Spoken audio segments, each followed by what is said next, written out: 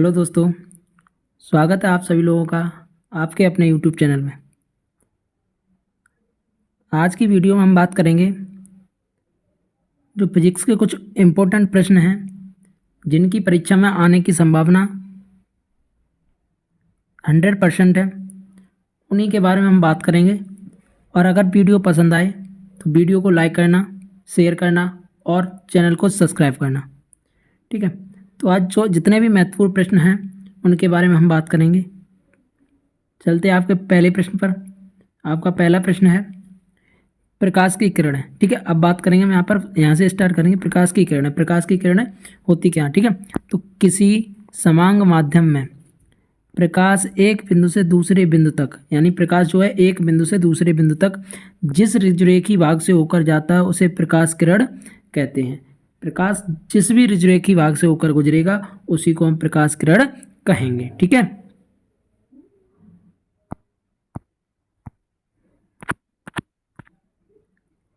और एक ही दिशा में जाने वाले प्रकाश किरण के समूह को हम प्रकाश किरण पुंज कहते हैं। ठीक है, और हमेशा एक बात ध्यान रखना कि जब प्रकाश की किरणें, अनेक किरणें एक ही दिशा में जा रही हैं तो उनको हम क्या कहेंगे?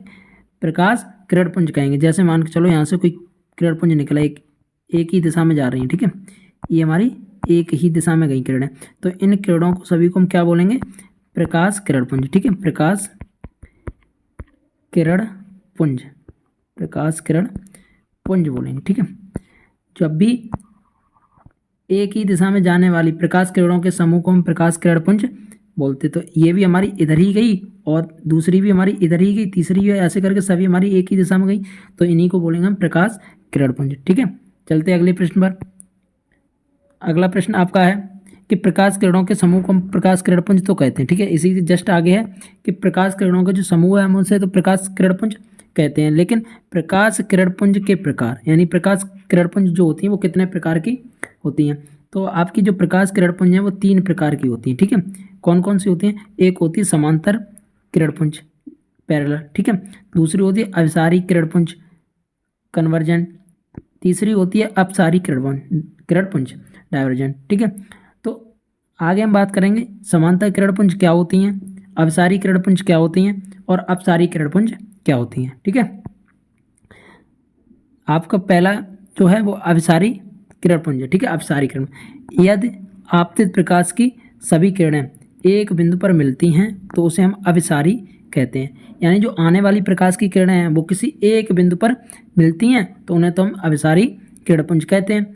जैसे मान के चलो यहाँ से कोई सूर्य है। ठीक है, सूर्य, और सूर्य से किरण निकलने के बाद किसी एक बिंदु पर आ रही है। मान के चलो यहाँ से भी निकली, यहाँ से भी निकली, यहाँ से निकली, यानी एक बिंदु हमारा ये है तो यहाँ से भी निकली, तो एक ही बिंदु पर जब किरणें आ रही हो तो उन्हें हम क्या कहेंगे?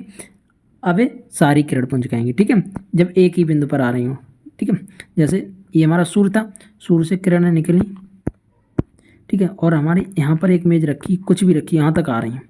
ठीक है, एक ही बिंदु पर आ रही हैं, जैसे एक ही बिंदु पर आई तो उन्हीं को हम कहेंगे अभिसारी किरण पुंज। ठीक है, जैसे कोई बिंदु यहाँ मान के चलो हमने मान लिया, तो यहाँ से जो किरण प्रकाश की आई वो भी देखो यहीं पर आके मिली, दूसरी आई वो भी यहीं पर, तीसरी आई वो भी यहीं पर, चौथी आई वो भी एक पॉइंट पर, और पांचवी आई वो भी एक पॉइंट पर मिली। ठीक है बेटा, आपकी अगली किरण पुंज है वो है अपसारी किरण पुंज। ठीक है, अपसारी का मतलब क्या होता है कि बिखेरना। ठीक है, यदि प्रकाश की सभी किरणें किसी एक बिंदु से आती हुई प्रतीत हो रही हों तो उसे हम अपसारी किरण पुंज कहते हैं। इसमें ये कह रहा है कि जब कोई प्रकाश की किरणें, यानी किरण पुंज किसी एक बिंदु से आती हुई प्रतीत हो रही हो, किसी एक बिंदु से निकलती हुई प्रतीत हो रही हो, तो उन्हें हम क्या कहेंगे? अपसारी किरण पुंज कहेंगे। मान के चलो एक हमारा ये बिंदु है। ठीक है, ये बिंदु, यहाँ से हमारी कोई किरण निकल रही है। ठीक है, यहाँ से ही निकल रही है,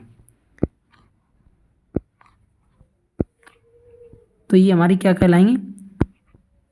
अपसारी किरण पुंज कहलाएंगे, क्योंकि एक ही पॉइंट से निकल रही। देखो यहाँ से भी देख लो, इस डायग्राम में देख लो, यहाँ से एक किरण हमारी ये निकली। ठीक है, इसी पॉइंट से एक किरण हमारी ये निकली, और इसी पॉइंट से एक किरण हमारी ये निकली, इसी से अगली किरण निकली, और इसी पॉइंट से अगली किरण निकली, तो इसी को हम क्या कहेंगे? अपसारी। अपसारी का कार्य होता है किरणों को बिखेरना।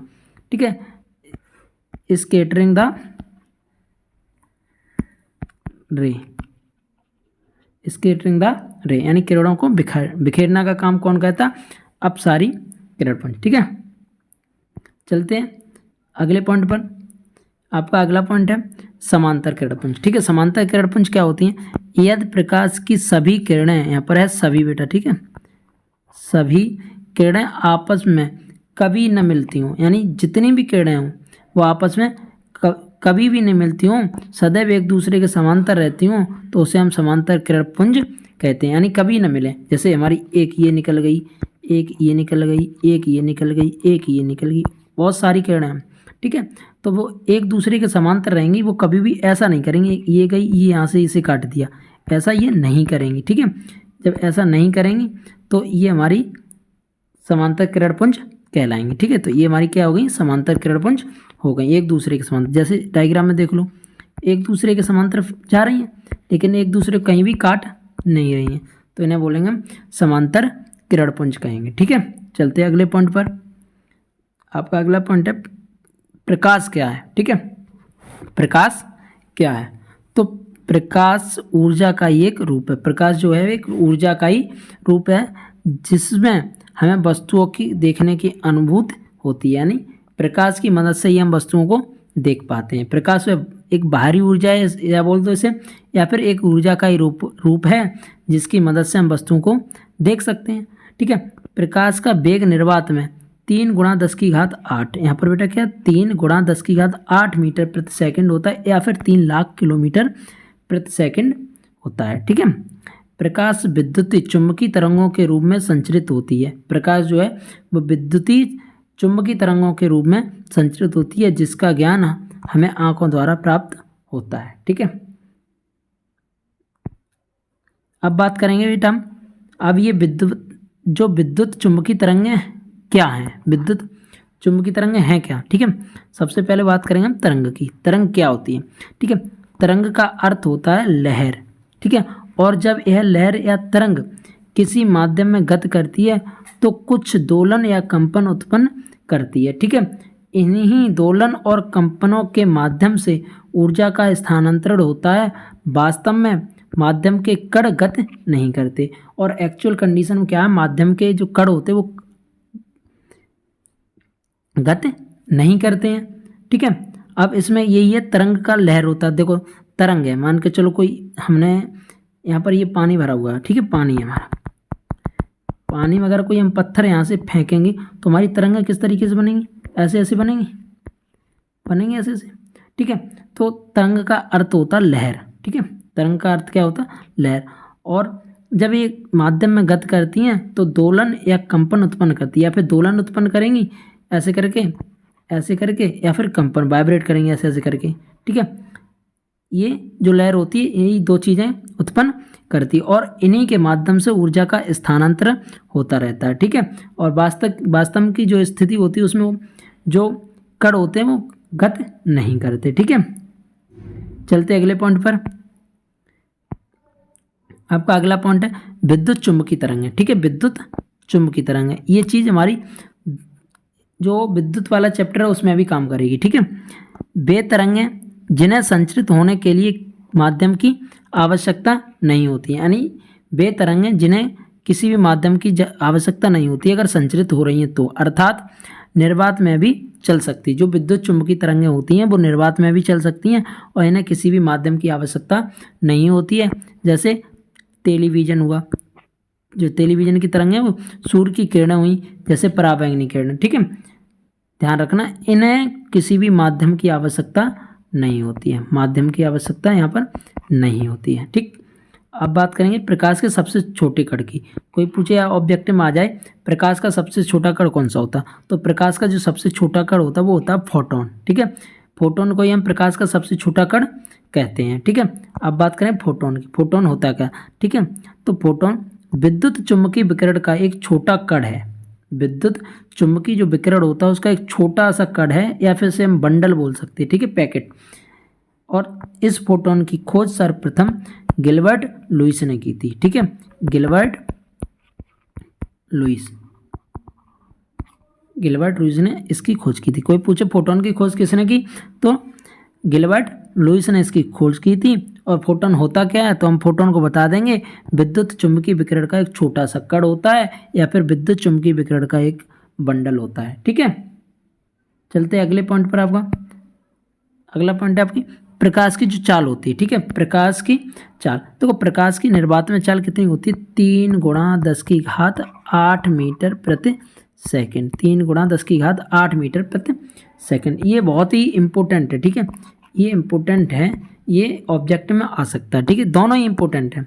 अब बात दूसरे में जो प्रकाश की चाल है वो पानी में प्रकाश की चाल है। ठीक है, वाटर में, तो वाटर में क्या होता है, देखो निर्वात और वात।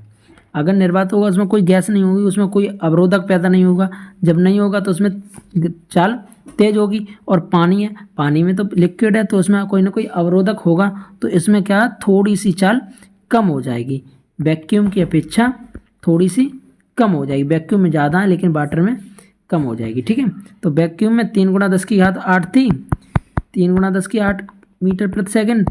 और यहाँ पर क्या हो जाएगा, वाटर में कितनी हो जाएगी, 2.25 × 10⁸ मीटर प्रति सेकंड। ठीक है, यही चीज़ बहुत आपके लिए इम्पोर्टेंट रहेगी। तो वीडियो पसंद आए तो वीडियो को लाइक करना और चैनल को सब्सक्राइब करना। धन्यवाद।